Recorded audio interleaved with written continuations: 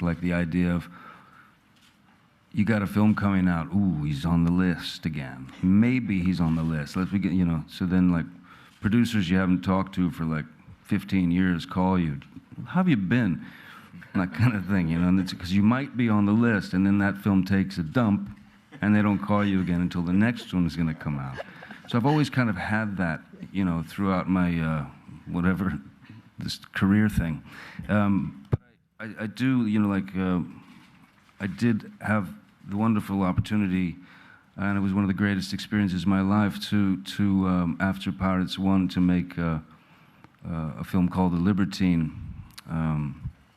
about John Wilmot, the Earl of Rochester, that about 7.5 people saw, and then let's see, there's been a couple of other things here and there, and then I've got this film called The Rum Diary, with Bruce Robinson, of With Nell and I fame. That's coming out in September, October. So, you know, I don't know, you know, nobody knows what a big film is until it goes out and people go to see it and then it makes money. Then they start calling it a big film, and then they even call it a blockbuster. But nobody really knows what anything's going to be until people shell out for it, ultimately. So, and, you know, even for me, you know, I mean, doing the Pirates films, and I know that there are 18,000 trucks and, you know, 800 for lunch and the whole thing, but still, within the context of the process, it still feels very intimate.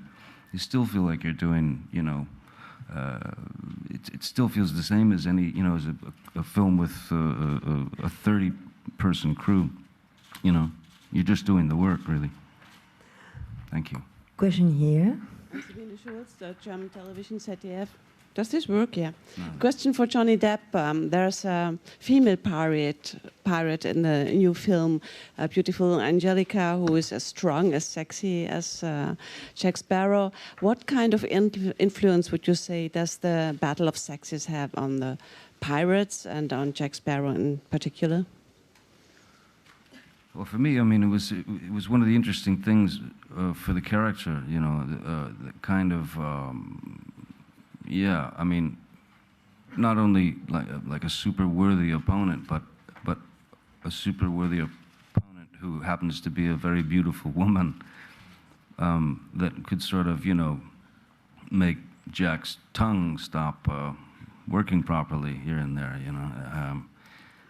Yeah, I mean, and then, you know, getting in there with Penelope and having her deliver the amazing bits and bobs that she was able to deliver. I mean, it was incredible. I think for me, it was the first time you see Jack really kind of get uncomfortable about anything, really uncomfortable. And it's because of her. And it also happens to be that that her dad's Blackbeard. Yeah, which is a pretty nasty proposition as well.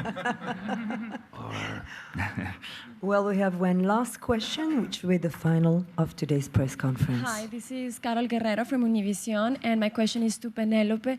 Penélope, can you please make a brief comment about Pedro's films? He's coming next week with La piel que habito. You've been here with him, I think, like 2 years ago with Los Abrazos Rotos. So if you can please give me a brief answer in Spanish, it will be really nice. Thanks.